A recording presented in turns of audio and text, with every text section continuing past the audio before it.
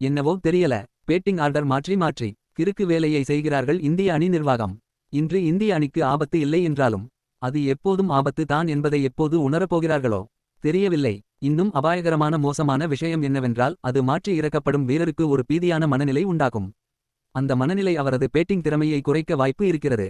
எனக்கு என்னவோ ஒரு வீரரை முடித்து விட வேண்டும் என்றால் இப்படியான ஆபத்துகளை உண்டாக்கி அவர்கள் மீது உள்ள தன்னம்பிக்கையை போக்கி அவர்களை வெளியே அனுப்ப வழிவகை செய்துவிடும் வேலையை நிர்வாகம் செய்வதாக தோன்றுகிறது. அவர்களுக்கு சாதகமானவர்களை விளையாட வைக்க செய்யும் சதி வேலை போல தான் தோன்றுகிறது. பாதகத்தை உணராமல் இருக்கும் இந்திய அணி நிர்வாகம். விரைவில் இந்திய அணி சரமாரியான தோல்விகளை சந்திக்குமோ என்ற சந்தேகம் தற்போது வருகிறது. சுக்மன் கில்லை கொண்டு வந்து சஞ்சு சாம்சனை காலி செய்து விட்டார்கள். ராணாவை அணிக்குள் நிரந்தரமாக கொண்டுவர துபேவை தூக்க சதி செய்வது போல தெரிகிறது.